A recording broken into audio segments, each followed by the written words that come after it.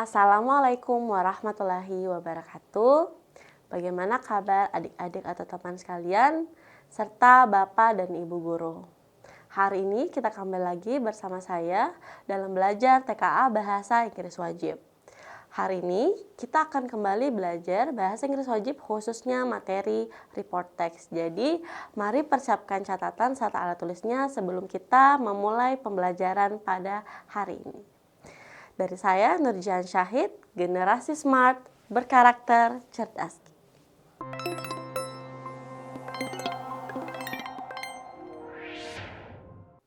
Nah, adik-adik sekalian, kita hari ini akan kembali belajar TKA Bahasa Inggris untuk materi report text. Jadi, pertama di sini kita akan bersama-sama melihat definition, generic structure, and language features. Jadi, mari dibuka bersama-sama catatannya serta alat tulisnya dan kita akan memulai pembelajaran. Nah, untuk definition sendiri atau definisi dari report text itu adalah report text is a kind of English text that describes scientific details of an object including physical and non-physical aspects based on scientific facts. Jadi, report text ini merupakan salah satu jenis teks dalam bahasa Inggris yang mendescribe atau menjelaskan tentang detail-detail saintis tentang sebuah objek, termasuk dari sifat-sifat fisiknya atau non-fisik aspeknya based on scientific facts atau berdasarkan fakta-fakta saintifik atau ilmiah. Nah, itu merupakan tadi definisi ataupun pengertian dari adanya report text. Selanjutnya, purpose atau tujuan dari adanya report text ini adalah yang pertama, it describe an entire class of things. Jadi, dia itu mendeskripsikan keseluruhan umum atau bagaimana kelas-kelas dari sebuah benda atau hal. Whether natural or made, kadang dia dibuat secara natural atau memang secara alamiah ada, ataupun kadang dia bersifat buatan. And presents information about them, dan kadang pun materi dari adanya report text ini dia mendeskripsikan atau menyampaikan mengenai informasi tentang mereka. Examples include mammals, planets, rock, plants, countries, cultures, and transportation. Atau kadang dia menyangkut tentang mamalia, planet-planet, bebatuan, tumbuhan, negara, budaya, dan ada juga transportasi yang umumnya kita gunakan bersama-sama. Jadi secara keseluruhan bahwa report text ini menyampaikan atau mendeskripsikan tentang suatu hal yang bersifat alamiah ataupun buatan yang umumnya berada di sekitar kita, seperti itu. Selanjutnya, karakteristik dari adanya atau sifat-sifat dari report text ini yang pertama, reports and descriptive text share the objective of providing factual information. Jadi ingat bahwa dia melaporkan dan mendeskripsikan dan membagikan the objective of providing factual information. Jadi dia membagikan atau menyediakan informasi yang bersifat faktual dari sebuah subjek, be it people yang kadang bisa berupa orang, tempat, benda, ataupun kejadian or events. Both writing styles aim to deliver information to readers. Jadi beberapa dari keduanya tuh, bahkan keduanya itu juga tujuannya tuh menyampaikan informasi kepada pembaca. Jadi report text itu memiliki sifat-sifat atau karakteristik yang serupa atau hampir mirip dengan description ataupun tes deskripsi, seperti itu. Nah, sekarang kita lihat dari generic structure-nya. Nah, generic structure-nya ini terbagi lagi menjadi beberapa bagian. Jadi struktur dari report text itu pertama general classification, yang mana introduction to the subject ini memperkenalkan kita terhadap subjeknya, tujuan atau purpose and relevance in the general classification, bagaimana relevansinya terhadap klasifikasi atau pembagian-pembagian secara general.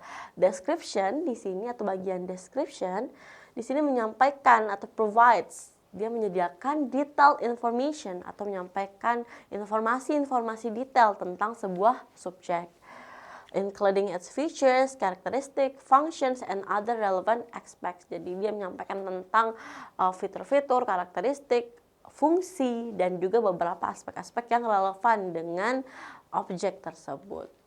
Selanjutnya ada language features-nya. Jadi ketika kita melihat teks report atau report text, umumnya dia menggunakan general nouns atau kata benda. Report text use general nouns to convey objective and factual information about a broad subject.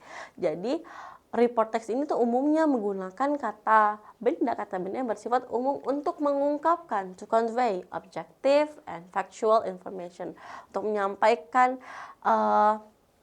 informasi-informasi yang bersifat objektif dan faktual atau fakta tentang sebuah atau bagaimana secara meluas subjek tersebut dijelaskan, rather than specific details. Jadi lebih terlalu tidak detail karena or personal experiences. Jadi dia tidak juga merujuk kepada opini ataupun pengalaman pribadi dari seseorang seperti itu. Jadi record text itu atau report text itu lebih umum ke bersifat detailed information yang umumnya diketahui banyak orang. Itu. Nah, selanjutnya ada linking verbs. Kemarin kita juga sempat mempelajari tentang linking verbs. Dalam report text, linking verbs juga itu digunakan. Kenapa? Karena ini connect, dia menghubungkan the main idea of a sentence with more information, making report text easier to understand for readers. Jadi ini tuh membantu pembaca untuk melihat lagi atau dengan memahami lebih mudah lagi dalam apa sih sebenarnya objek atau pembahasan yang dibahas dalam teks tersebut atau bacaan tersebut. Jadi ingat bahwa linking verbs itu biasanya dia untuk menghubungkan gitu. Another language features-nya pada sini adalah present tense. Kenapa? Karena umumnya present tense itu digunakan untuk melaporkan suatu hal yang saat ini terjadi dan dia kan bersifat saat ini, present. Maka we used to use present tense. Kenapa? Untuk provide factual information. Karena kan bersifat faktual, maka harus terjadi saat itu juga atau bersifat present. About the subject that is considered true or relevant. Jadi kadang ini dipertimbangkan sebagai suatu hal yang relevan ataupun benar atau fakta terjadi di masa sekarang ataupun ketika di masa depan nantinya. Makanya kita menggunakan present tense atau tenses present pada language feature untuk report text seperti itu. Nah, sekarang bagaimana atau how to write a report text. Jadi bagaimana sebenarnya kita bisa bersama-sama menulis sebuah report text. Pertama, step for writing research reports are choose a topic. Jadi kita sebenarnya harus tahu topik apa yang ingin kita bahas. Nah, tadi seperti sudah dilihat bahwa report text itu ada bermacam-macam topiknya. Ada yang mengenai transportation, mammals, peoples, and others gitu. Bisa berupa hewan, transportasi, sebuah tempat atau orang, ataupun kondisi-kondisi yang umumnya ada di lingkungan sekitar kita. Write a thesis statement, jadi kita harus menulis awalnya pernyataan mengenai atau melakukan research terlebih dahulu mengenai report text itu. Misalnya ketika kita ingin membahas tentang hutan mangrove atau ketika kita ingin membahas tentang kejadian-kejadian alam seperti mungkin halilintar dan lain-lainnya, itu adalah kita perlu melakukan research terlebih dahulu atau conduct research. Kenapa? Karena ini merupakan factual information ataupun informasinya berupa fakta, dan ketika informasi berupa fakta kita tidak boleh membuat opini-opini tertentu yang sebenarnya tidak bersifat factual atau true gitu. Nah, selain itu, write a thesis statement and prepare an outline. Jadi kita diarahkan untuk membuat garis besar sebenarnya bagaimana pembahasan atau topik utama dari report text itu. Secara gamblang atau secara umumnya dia membahas tentang apa yang ingin kita garis bawahi atau apa yang ingin kita ungkapkan atau convey kepada readers ke depannya. Write a rough draft, kemudian kita harus menyusun draft kasar ataupun draft yang sebenarnya belum lengkap, tapi setidaknya ada beberapa catatan untuk menyusun kerangka dari report text itu. Kemudian melakukan revise and edit, melakukan revisi dan perbaikan, dan melakukan proofread and check for errors. Jadi proofread itu maksudnya adalah pembacaan ulang ataupun mengecek beberapa kesalahan yang mungkin saja kita lakukan ketika kita menulis sebuah report text seperti itu. Jadi ingat bahwa dalam menulis report text itu tidak diperkenankan atau tidak diperbolehkan ketika kita mengarang. Kenapa? Karena report text itu harus berdasarkan faktual, maka ada dilakukan research berdasarkan sumber-sumber yang relevan dan terpercaya seperti itu. Nah, one of the example of report text di sini saya hadirkan mengenai the importance of mangrove forest. Jadi bagaimana pentingnya hutan mangrove itu. Dari teks ini kita baca bersama-sama bahwa mangrove forests are unique coastal ecosystem found in tropical and subtropical regions. Jadi hutan mangrove ini merupakan ekosistem laut yang unik yang ditemukan di daerah tropis maupun subtropis. Kenapa? They grow in salty weather and muddy soil. Jadi mereka tumbuh di air yang asin dan juga tanah yang berlumpur, using special root system to survive in areas flooded by tides. Jadi mereka tumbuh dalam sistem-sistem akar yang mungkin karena daerah tropis ya, berarti banyak akar yang tumbuh di hutan forest tersebut.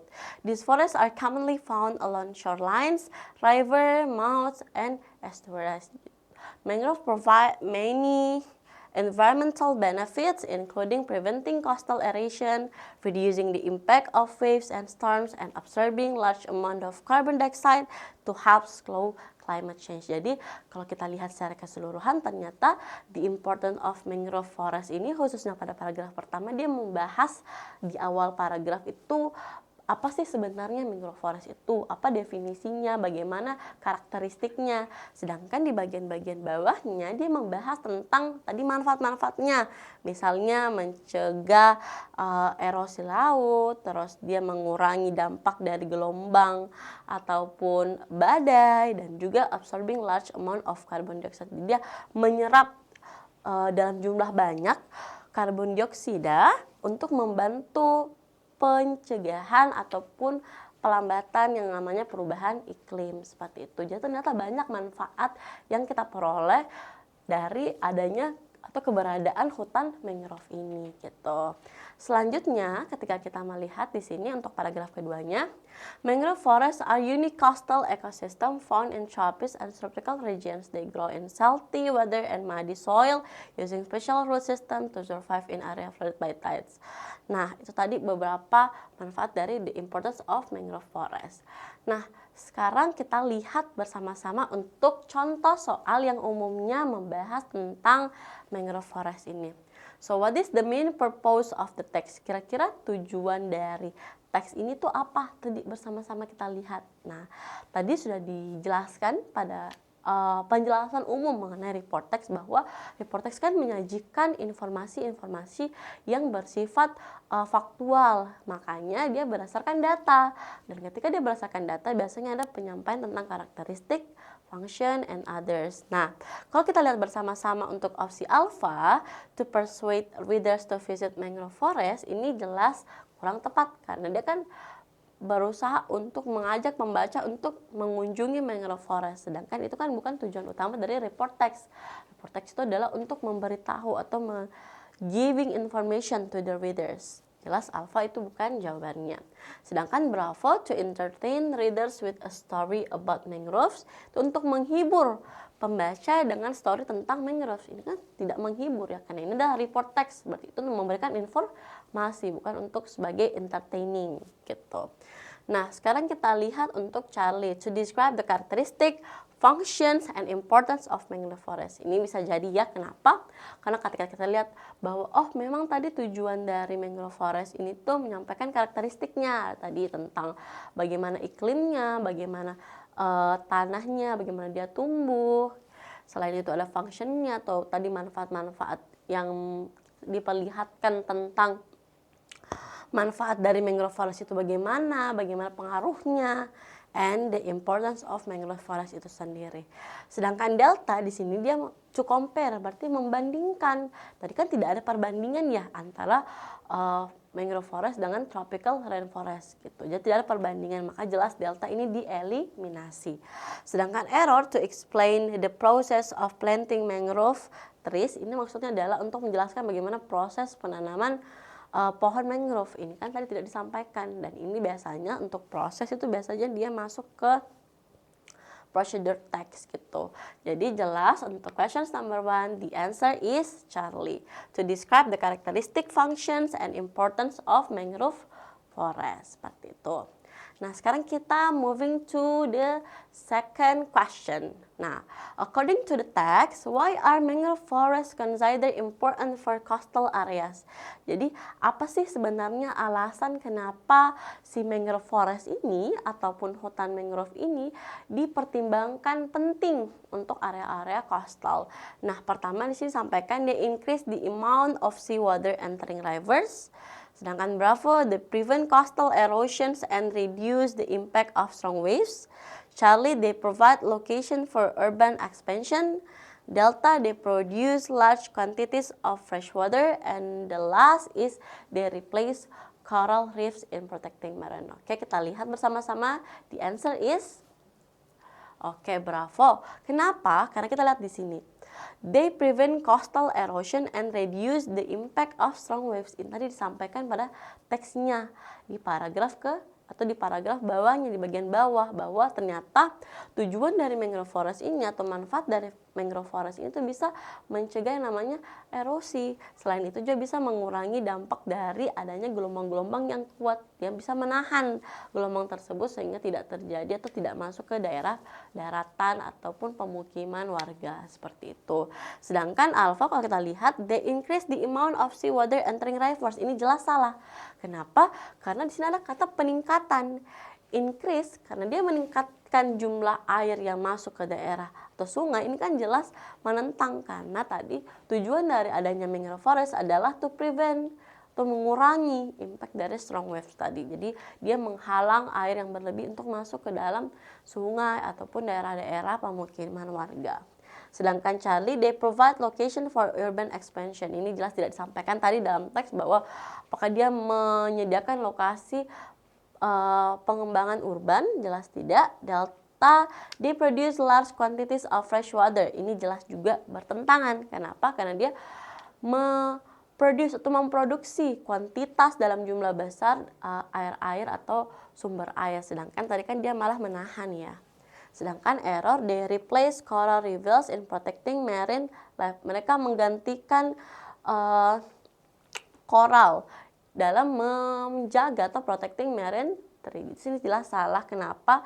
Karena tadi dia kan tidak memiliki fungsi menggantikan, tapi di sini sebenarnya fungsi itu adalah melestarikan atau bahkan menjaga agar ekosistem yang ada di sekitar coastal itu tetap terjaga gitu. Dia bukan replace, tapi tetap selain prevent the waves, dia juga tetap kayak preserve, menjaga atau melestarikan, seperti itu. Nah, kita lihat the last question untuk soal report text di sini. Which of the following statement is true according to the text? Jadi kira-kira dari statement atau teks yang kita baca itu yang mana pernyataannya yang benar? Apakah alpha, mangrove forest only grow in freshwater environments? Apakah mangrove ini atau hutan mangrove ini hanya tumbuh di lingkungan yang airnya jernih atau bersih? Bravo, mangrove have ordinary roots similar to other forest trees. Charlie, illegal logging has no effect on mangrove forest. Delta, mangrove forest help absorb carbon dioxide from the atmosphere. And error, mangrove forest contain very few animal species. Okay, the answer is Delta. Mangrove forest help absorb carbon dioxide from the atmosphere. Ini kan tadi jelas ya disampaikan juga pada teksnya di bagian bawah atau di paragraf keduanya disampaikan bahwa hutan-hutan mangrove ini tuh malah menyerap karbon dioksida di atmosfer, dan ini kan membantu kita untuk tidak keracunan karbon dioksida, karena ketika karbon dioksida berlebih di dalam udara maka itu akan menjadi racun bagi manusia ketika menghirupnya. Maka jelas jawabannya sini adalah delta. Ketika kita melihat tadi alpha, mangrove forest only grow in freshwater, ini jelas salah. Sedangkan bravo, mangrove have ordinary roots similar to other forest trees. Tadi tidak disampaikan ya tentang perbandingan dengan forest trees lainnya, atau si mangrove ini memiliki akar yang mungkin mirip dengan other forest trees. Sedangkan untuk cari illegal logging has no effect of mangrove forest, ini jelas salah. Karena penebangan liar ini pasti juga berdampak besar terhadap mangrove forest. Kenapa? Karena ketika mungkin mangrove forestnya atau dilakukan penebangan liar, ini kan bisa mengancam ekosistem laut Dan selain itu juga bisa malah mengakibatkan banjir bandang. Kenapa? Karena tidak ada penahan gelombang air tadi yang dari laut seperti itu. Sedangkan error, mangrove forest can contain very few animal species. Jadi mangrove forest ini tuh menyimpan atau terdiri dari banyak spesies-spesies animal. Nah, sebenarnya ini kan kurang tepat. Kenapa? Karena sebenarnya mangrove forest ini lebih banyak ceritanya tumbuhan yang muncul atau hidup di mangrove forest dibandingkan dengan animal species gitu. Jadi jelas untuk question number 3, the answer is delta. Ini sesuai dengan report text yang tadi kita baca bersama-sama. Jadi seperti itu. Jadi teman-teman ketika mengerjakan soal report text cukup fokus kepada informasi-informasi detail yang sudah disampaikan di dalam teks. Tidak perlu mencari informasi yang di luar dari teks tersebut karena jelas bahwa ini merupakan teks yang bersifat fakta. Maka ketika ada opini yang terselip itu berarti dia tidak mengkategorikan teks tersebut sebagai report text atau teks yang bersifat factual seperti itu. Nah, itu merupakan materi kita hari ini mengenai report text. Saya harap teman-teman atau adik-adik sekalian memahami materi hari ini dan jangan lupa untuk mengulang-ulang materi atau membaca catatan yang sudah kita buat atau pelajari hari ini. Sekian dari saya, Nurjian Syahid. Assalamualaikum warahmatullahi wabarakatuh.